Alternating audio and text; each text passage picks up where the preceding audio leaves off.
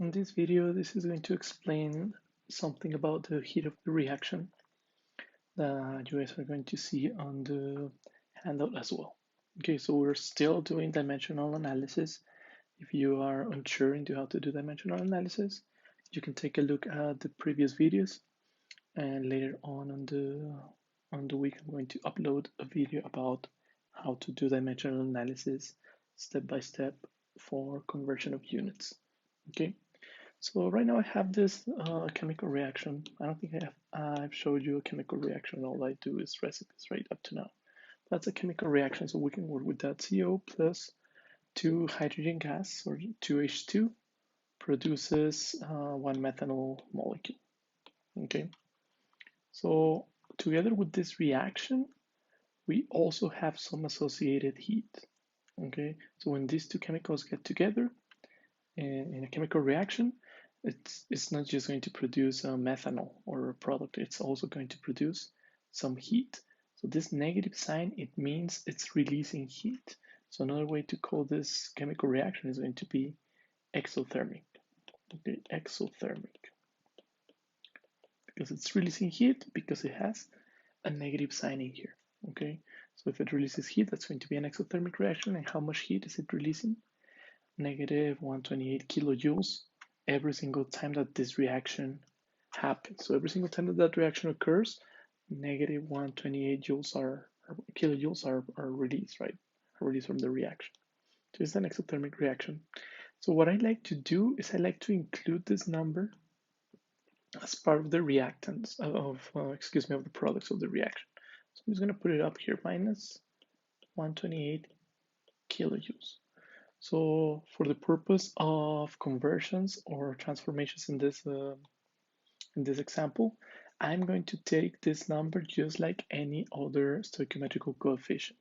Okay, so that's a 128. This number over here, that's a 1. I already have a 2 that comes from the reaction, and the number at the beginning, there's no number, that's a 1. Okay, so the heat of the reaction, if it's positive or negative, you can always include it in the chemical reaction. It's part of the chemical reaction, right? So the ratio between CO and heat is 1 to negative 128. The ratio between heat and hydrogen gas is going to be negative 128 to 2. So we can use that number as if it was any other chemical. Okay, and let's see we can do some transformations. So the problem says calculate the heat produced by reacting 8.08 grams of hydrogen gas. So this is the number that I'm given, grams of hydrogen gas, and I have to convert that to heat. So the dimensional analysis of the solution map is going to go from grams of A, which is the number that I have, to moles of A. And then from moles of A, we usually go to moles of B, right? But on this case, we're being asked for the heat.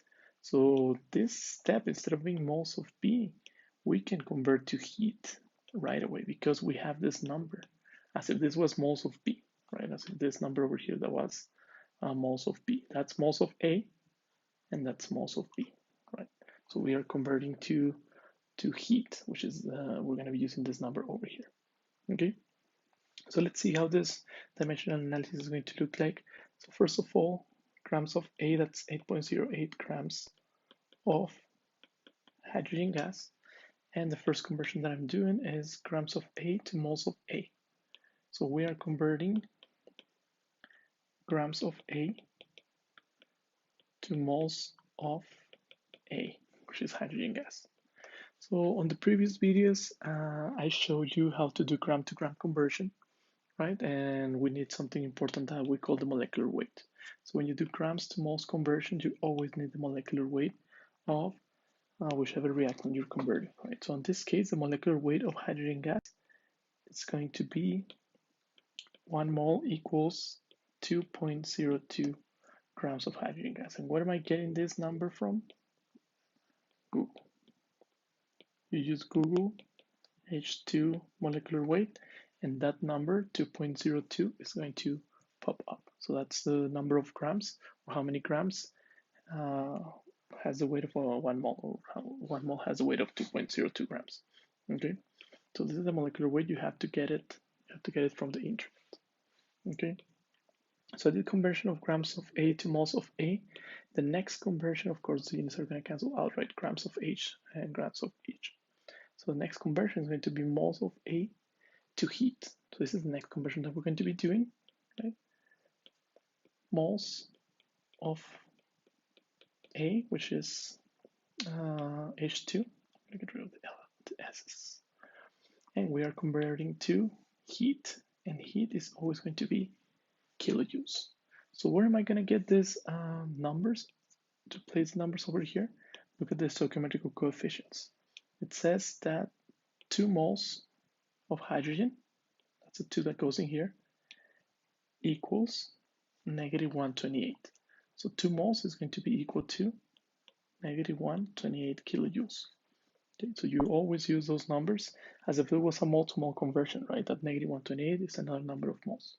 You can think about it that way. Okay, so at this point, moles of hydrogen cancel, moles of hydrogen cancel, and the resulting unit is going to be kilojoules. So all we have to do right now is do the math. Do the math. So 8.08 times 1 times negative, this is not a subtraction, right? It's a times, divided by 2.02 and divided by 2. So we have to do this mathematical operation. 8.08 times 1 times negative 128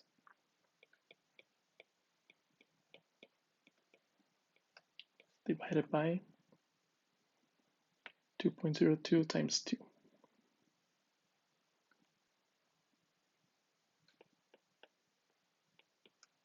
And if you do the division, the result should be 256 kilojoules.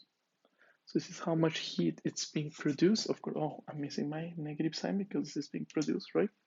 So this is how much heat is being produced out of burning or reacting 8.08 grams of hydrogen gas. So you do the conversion grams to moles first with the molecular weight. You get it from Google.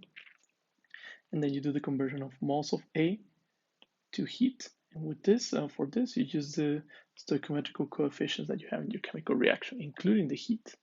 That can also work as a stoichiometric coefficient, right? 2 and negative 128. So this is specific for this reaction. Each reaction has a different heat of reaction, okay? So you can always include that number with the reactants. So that's my answer, negative 256 kilojoules.